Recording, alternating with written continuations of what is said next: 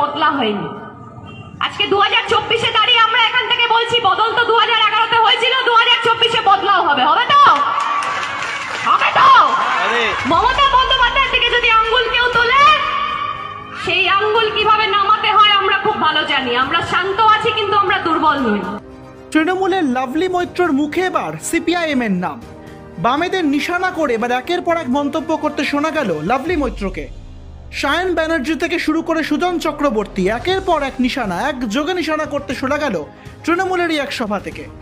শোনা গিয়েছে তারা এখন ঘুরে বেড়ায়। তৃণমূল এসেছিল বদল চাই স্লোগানে, আর এবার 2024 সালে বদলা নিতে হবে।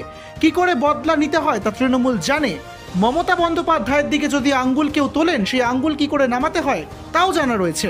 তৃণমূল চুপ বা নেই, তৃণমূলকে দুর্বল হবার কোনো কারণ নেই। ফের বিতর্কিত মন্তব্য লাভলি মৈত্রর গলায়। কি বলেছেন তিনি শোনাব আপনাদের। সিপিআইএম সায়ন সুজনরা ঘুরে বেড়ায়, তার একটাই কারণ, বদল হয়েছিল, বদলা হয়নি।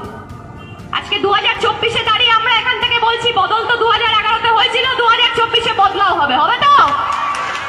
হবে তো? মমতা বন্দ্যোপাধ্যায়ের দিকে যদি আঙ্গুল কেউ তোলে, সেই আঙ্গুল কিভাবে নামাতে হয় আমরা খুব ভালো জানি। আমরা শান্ত আছি, কিন্তু আমরা দুর্বল নই।